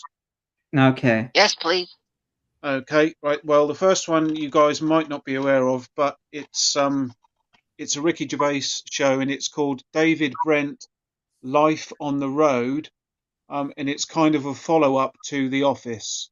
This is telling the story of David Brent when he hit the road with his and tried to kick off a music career. So it's very much like The Office. It's very awkward, cringy comedy. Okay. If I may ask, did you ever see the episode where those two meet, Michael Scott and that guy right there? There was an episode where they meet each other. Yeah, indeed. Yeah, that was cool. The first few episodes of the US series were very, very similar to the UK series. A lot of the jokes and situations were the same, so that it was almost, certainly in the beginning, it was like a shot-for-shot remake of the British version. That you could see that it was very, very similar indeed. But then as the US show progressed, the storylines went off and did more stuff. And of course, the US series carried on for many more seasons. I'm not sure how many seasons there are of the US Office, but there were only 2 series in the UK of The Office. That was all they did. They did 2 series and 1 or 2 Christmas specials. In the US, it was a lot longer running, and I like the US one as well. I think that was very good. I think Steve Carell is a great actor for those sort of roles. He plays that awkward, cringy comedy very well. He's very good at that. I think he was a great choice to play the equivalent of David Brent. I thought it was really, really good. Next film I've picked up. These were all charity shop finds again. These weren't 10p though. These were all £1. It was a different charity shop, and they weren't selling them for 12 cents. They were selling them for, I guess, $1.25, something like that. However much a pound is. The next one was the definitive edition of Independence Day. I haven't seen this since it came out, so I'm looking forward to watching that again. I very much enjoyed it at the cinema when it was released, but I haven't seen it since. The second film that has Jeff Goldblum saying, "Must go faster, must go faster." Okay, yeah, I haven't seen the second one. No! I'm saying the first film Jeff Goldblum said that line was in Jurassic Park. Yeah, of course, yeah. Okay, yeah. Sorry, I was thinking about Independence Day. You sort of threw me off with your random. Let's have a. I'm not sure what this has got. Loads of special features in, but this hasn't. It hasn't even been opened. It's still in the cellophane. Yeah. So someone has obviously bought this and then decided that they would just give it away to the charity shop, which is a bit bizarre. So this has never been opened, brand new, £1. Can't argue with that. And of course, the only bit I can remember about that is Will Smith punching an alien in the face. That's the only bit I remember. Welcome to Earth. That's the line he says after he punches. Yeah. I've got one here. I don't know if you've heard of this one, Tim. This might be one you've heard of. I don't know. It's called Trailer Park of Terror. No, I haven't seen it. No? Okay. I mean, I think it's a very, from what it looks like a very low budget zombie film. Apparently it's based on a comic book series. It does look very cheap and cheerful. I'm not expecting great things from this, but I do like zombies, and Trailer Park of Terror sounds quite interesting. Trailer parks are interesting to a UK audience because it's not something that we have really. We have, I guess we have caravan parks, but they're normally places where people go on holiday at the seaside and they stay in the caravans for the time at the seaside. We don't really have trailer parks as people's homes. We don't really have that in the UK, not that I'm aware of anyway. There might be some isolated areas that have people with mobile homes. I'm not saying that we don't have them at all, but a trailer park is not something that we're really familiar with in the UK. So that's sort of interesting to us. So there you go. Next one I got. This is going to be absolutely bloody awful, I know. It's called Carnivore Werewolf of London. This is going to be an incredibly cheap, very low budget, and if I'm honest, probably incredibly shit film. But I do like werewolves, so I picked that up because I'm just a sucker for werewolf films. It says it's got brutal gore shots. It says it's a home invasion thriller with a supernatural twist and a werewolf flick for the masses. But yes, I imagine it's going to be awful, but I just saw that and I had to get it. The next film I've got, I have seen and I don't remember it, is a film called The Awakening. It's a horror film starring Rebecca Hall, Dominic West and Imelda Staunton. I do remember watching this. I think I pirated it from a torrent site years ago. But I can't remember, as usual, I can't remember anything about it. So thought I'd pick that one up again. The Awakening. I think it's kind of a sort of a ghost story, sort of supernatural chiller type thing. Next one I picked up was, again, sealed in the cellophane, is Saw 6. I think I've got the first 2 or 3 Saw movies, and I got bored with them after that. But I just picked this up because in the charity shop they were buy 2 get 1 free. So it was just to get a free one, really. I bought 12. I agree with you. I bought 12 in total, but I think only about 9 of them I wanted, and then so I picked up another 3 just at random. Sorry, Monkey, carry on. I agree with you. After 3, they just didn't feel the same. The relationship between Amanda and Jigsaw really kept those movies going. And after 3 ended, don't you agree they just didn't feel the same? Yeah, they for some reason they just didn't they weren't as well, I guess they were still inventive, but it just felt like going over old ground, which of course it is. I mean, that's what the franchise is. I mean, you kind of yeah, it sort of does what it says on the tin. You know what you're gonna get, but it just kind of got a little bit boring. But as I say, I picked this up because there was a deal on at the charity shop, and it does say on the front, one of the reviews says easily the best entry since Saw 2. So hopefully it won't be really awful. But hey, I figured why not. Next film I got is a collector's edition version of The Craft, which I really do like. I think this is a great supernatural film all about a group of young witches, and They're it's called a coven. a coven. Yes, indeed. Well done. Thank you. A coven of young teenage witches, and it's a very good film actually. It's got I think her name is, I think you pronounce it Feruza Balk, which was one of her more prominent films. She was very good in this, and of course Nev Campbell, who was later to go on to star in films such as Scream. Yes, I think. but So this was one of her first major roles. And yeah, a really good film, quite enjoyable. Lots going on, some really good moments in it.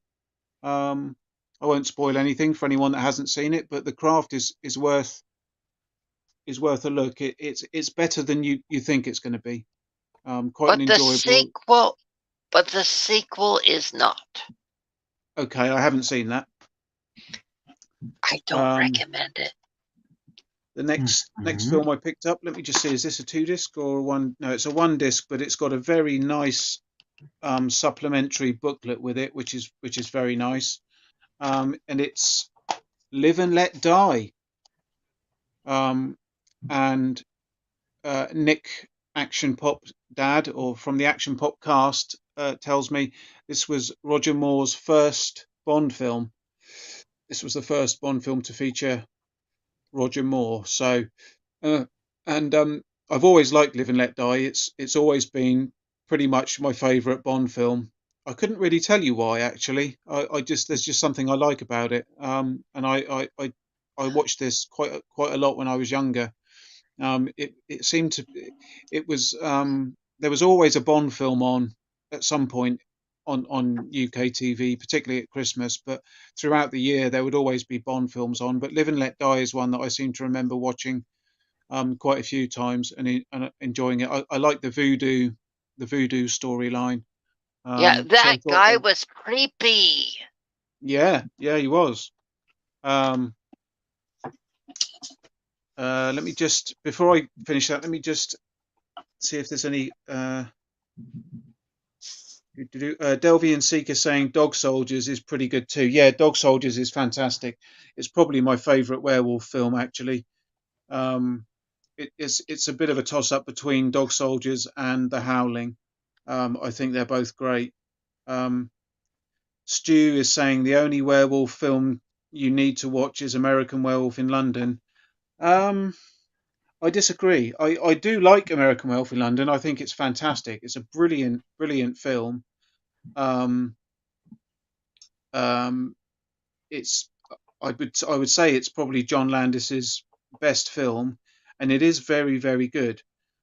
Some great moments in it, some nice jump scares, some very creepy moments. All I would say is that I prefer werewolves on 2 legs. I'm not such a fan of 4-legged werewolves. I like them standing up and slightly more anthropomorphized. And that's why I really like Dog Soldiers. I think that's a fantastic film. I hate the werewolves of Twilight, and I said it. I haven't seen that, so I couldn't comment. But I do agree, Stu. American Werewolf is a very, very good film. Unfortunately, once I saw Dog Soldiers, that became my favourite werewolf film. And I really like The Howling as well. I think The Howling is very dark and creepy, and there's some and there's some great transformation scenes in that as well. Monkeyboy, you dropped out. I don't know why you dropped out and then you came back. Yeah, don't know. Yeah, I'm a sucker for any werewolf movies. So I mean, yeah, and there's been some great werewolves. I mean, I like the werewolf in the Monster Squad. I think that's a cool werewolf. And Good I night, like Jason. Night Jason. And of course, I like the Wolfman with Lon Chaney. You know, I love that as well. Let's have a look. Nick's saying that Nev made him light as a feather and stiff as a board. Excellent. Yeah, a reference to a scene in the movie. We used to play that at school, actually. Before the craft came out, we used to do that at school. We used to do that levitation thing with people.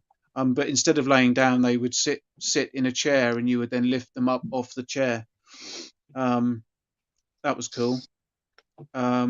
Reading Movies says he remembers the craft, and says that Fairuza Balk was Dorothy in the Return to Oz movie. She was great, but it was very dark.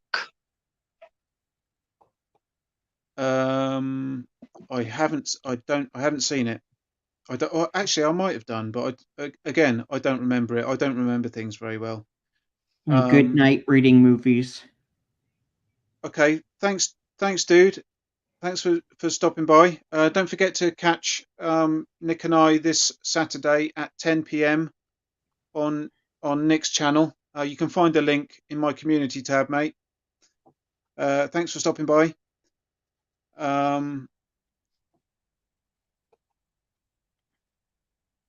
Andrew's saying that in the States there's an over-the-counter skin treatment product called Gold Bond, and he always thought it would work well for product placement with James Bond. Yep, Jason's saying he's off. Andrew's quoting a line from Young Frankenstein. Werewolf, their castle. Okay, haven't seen that, but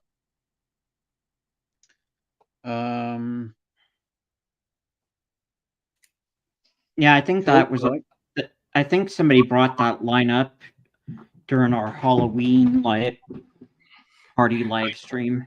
I forgot I've been on mute, so good memory. I was respond to the quip there about the gold bond, like boom tits, drum roll, or whatever you want to call it.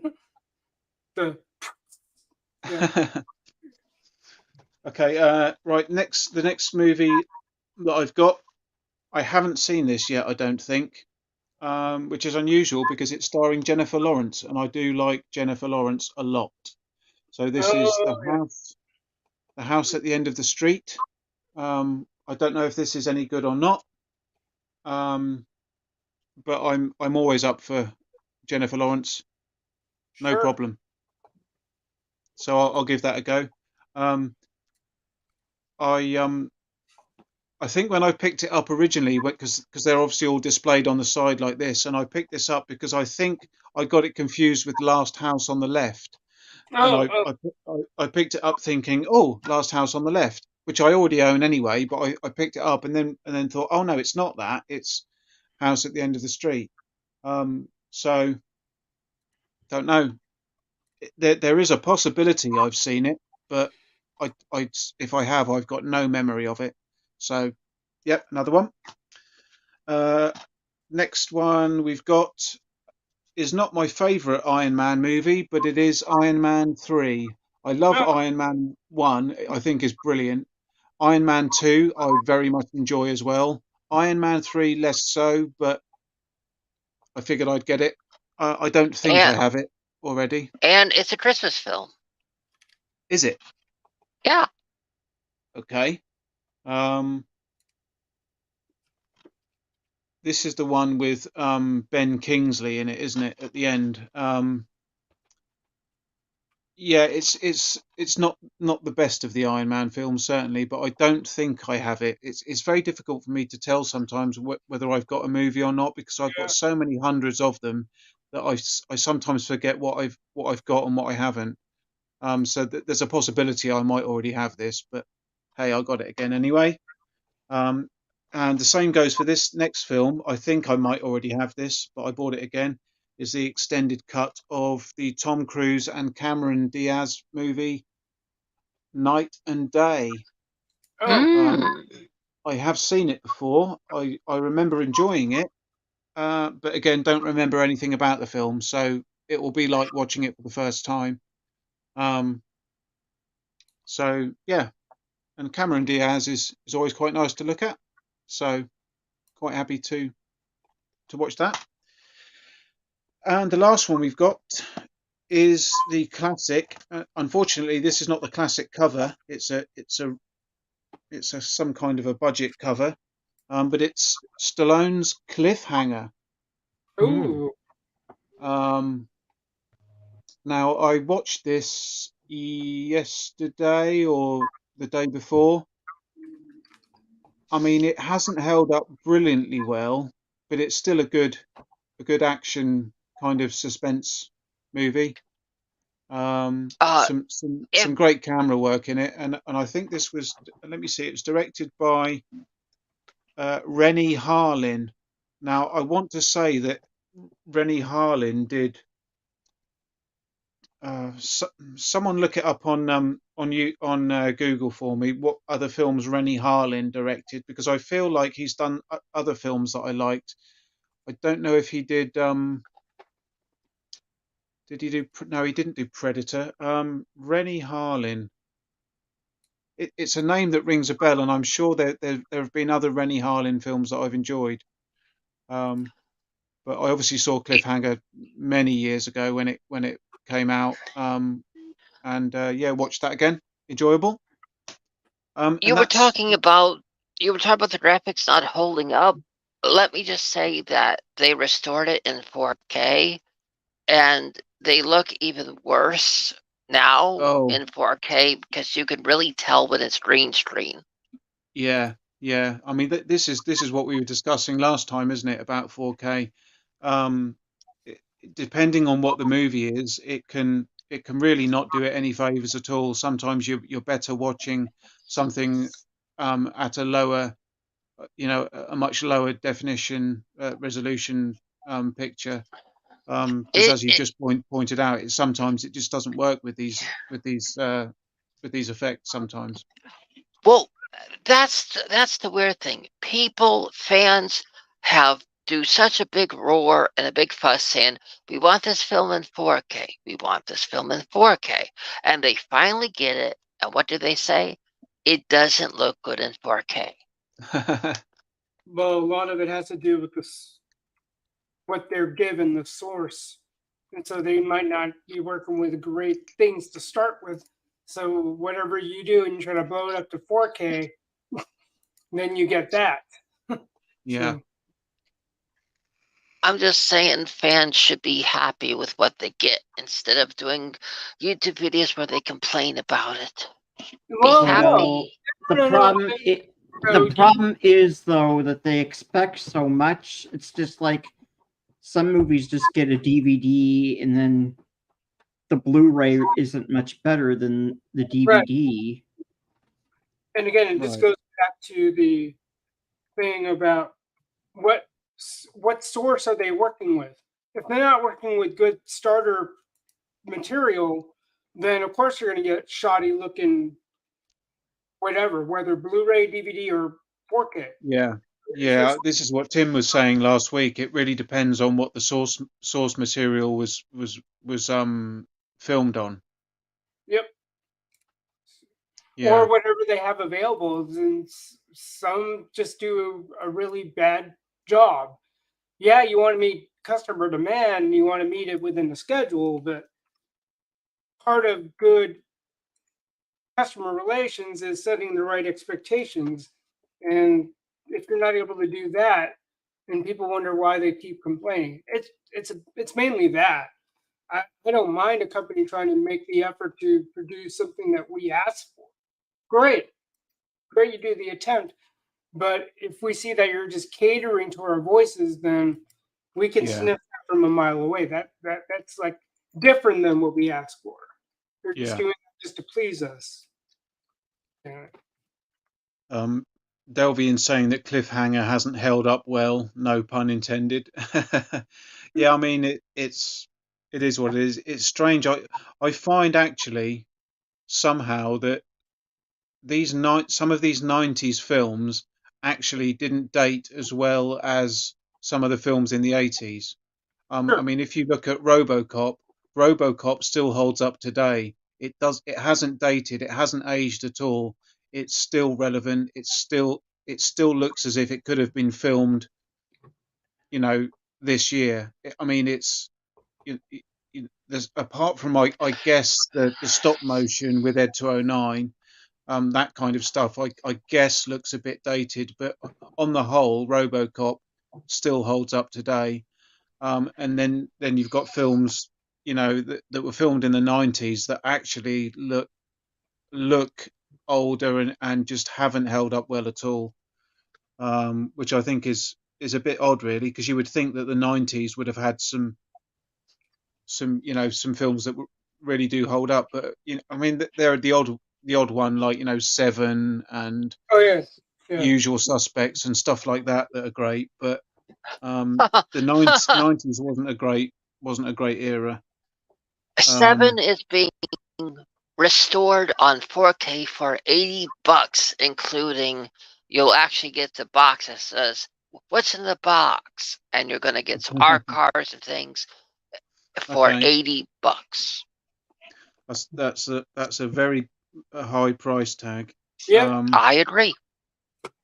Andrew's going crazy in the chat. He's going crazy. He's saying Driven. That's a film that I bought a few months ago. Again, have seen it, can't remember it. I think Deep he's Blue giving Sea. you the name of films that were directed by Rennie Harland. Oh, okay. Oh my God! Oh, thanks, I Tim. love Thanks, Deep man. Blue Sea. I love Deep Blue Sea. It's my favorite shark film. So Samuel Long Jackson. Oh, I love it. Long Kiss Goodnight. That was good. That was Sam Jackson as well, I think. Yep. And Gina Davies. Mm-hmm. Die Hard 2. That was what I was thinking of. Die Hard 2. Yeah, I knew that Rennie Harlin rang a bell. Die Hard 2. Yeah, good shout, Andrew. Thank you, man. And Nightmare on Elm Street for the Dream Master, and then Born American from 1986, and then the horror movie Prison from 1987. Oh, okay. I haven't seen Prison. It's a Charles Band production, and it stars Lane Smith and a young Viggo Mortensen and Chelsea Field. Okay. Cool. And then Tom Everett is in it. Nick says that rumor has it if he stood on Tom Cruise's shoulders, he would still be shorter than an Ewok. I would have to agree with him. But yes, Die Hard 2. That was where the name Rennie Harlin, where it rang a bell. I for some reason I was thinking Predator, and then I was thinking Lethal Weapon. So I was getting very confused there. But no, Rennie Harlin has done some fairly good movies. I did like A Long Kiss Goodnight. I thought that was very good. That's a film that I will probably try and get at some point to watch again, because I used to have that on video on VHS. Very good film. And Gina Davies was great in it. Enjoyed that. Since it's mentioned in the chat, I prefer Gina Davis in Cutthroat Island instead of Beetlejuice. I like her on a boat better than an undead. Okay. All right. I take Gina Davis back in the day. Didn't seem to matter whether Long Kiss Goodnight or that movie Hero, you know. And then Cutthroat Island. I don't think that was probably what I didn't watch for whatever reason, but Was she in Thelma and Louise as well? I Yeah. believe so. Yeah, Thelma and Louise, Beetlejuice, The Fly, Oh, The Earth Fly. Girls. Yes, of Yeah, course. Earth Girls are easy. Uh-huh. I found out she's married to Jeff Goldblum. Oh, Okay. no. You didn't know that?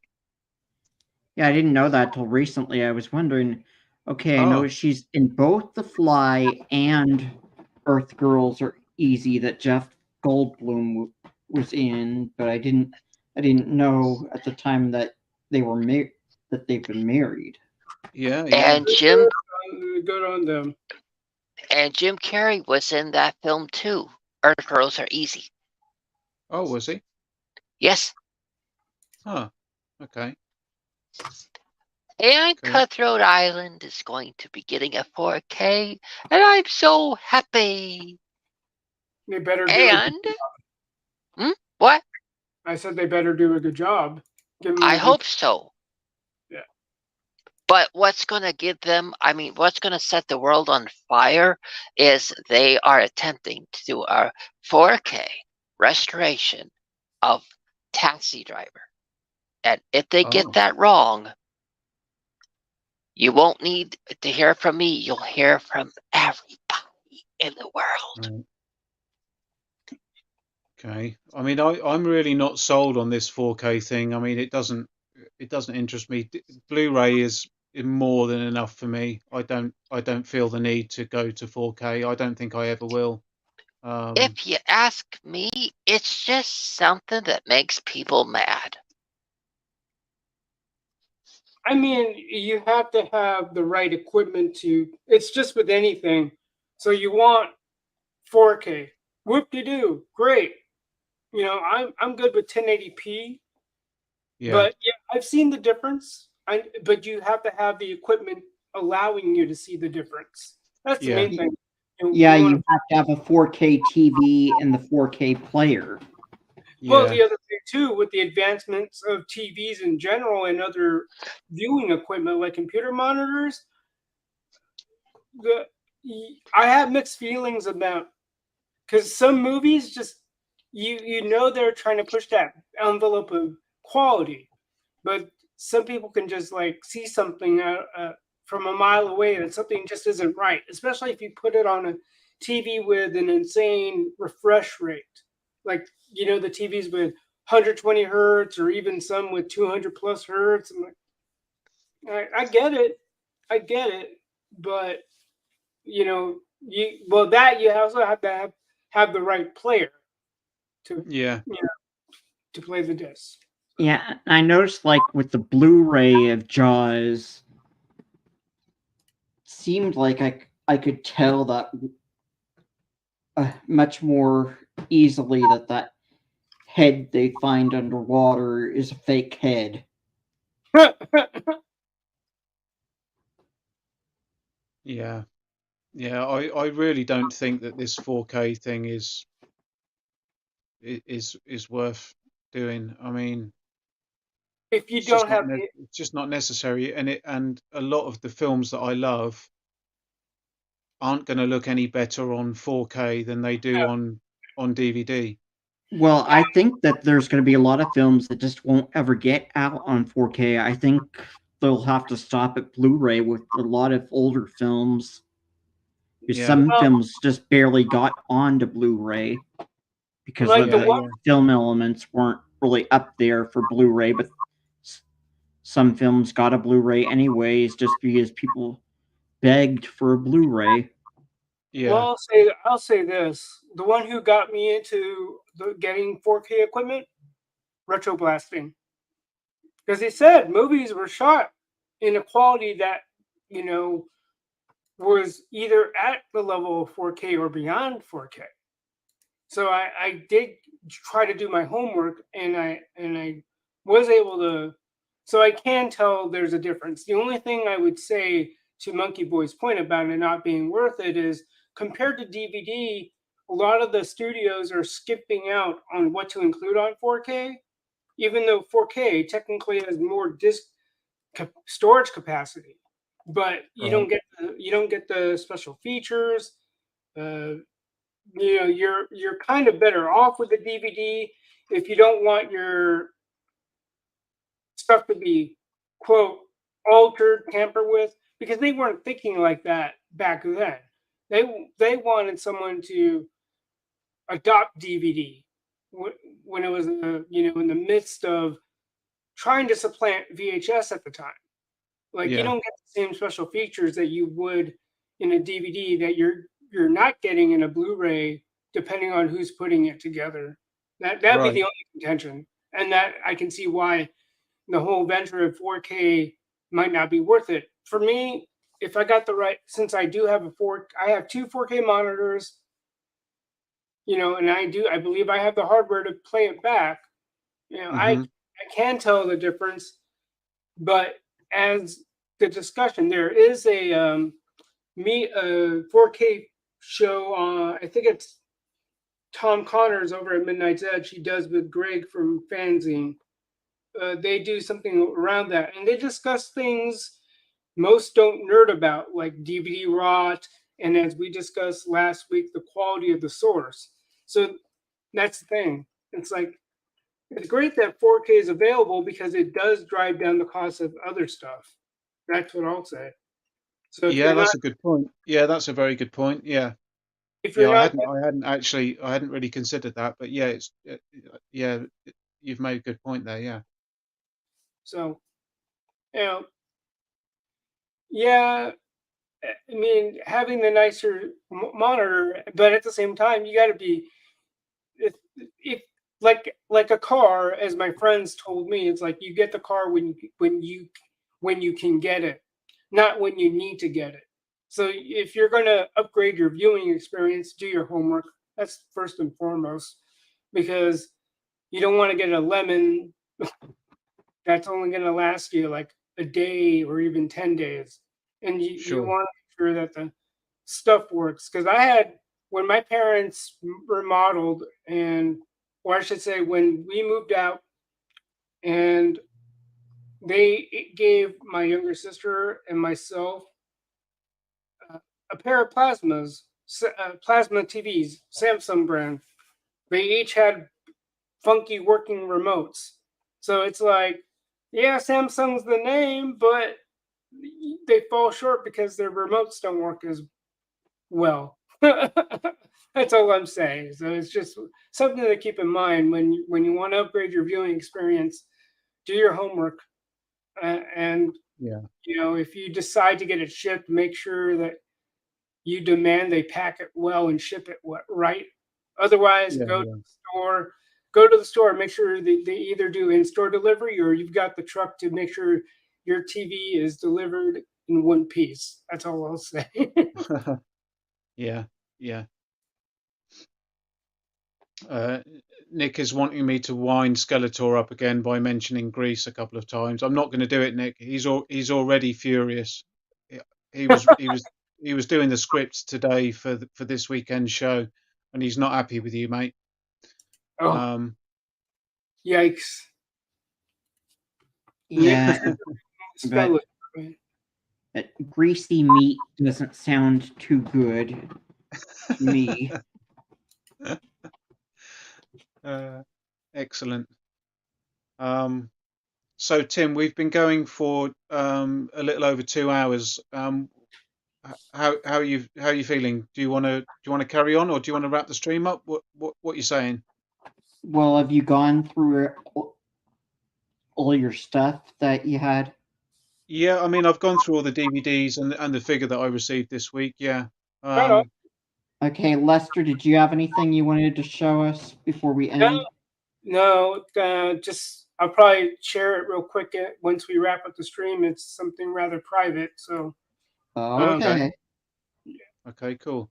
Well, for those of you that are still with us and still listening, I'm sorry to have a shameless plug again, but do join Nick from the Action Popcast and myself this Saturday at 10 p.m. UK, 2 p.m. Pacific.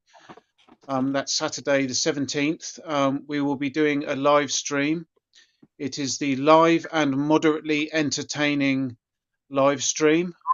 Nick and I will be discussing, amongst other things, ventriloquist puppets, and other kinds of puppets. So do join us for the stream. We're not going to be talking about that exclusively. It's just a jumping off point, just to kick off a bit of discussion. But please do join us for the stream on Saturday night if you're able to.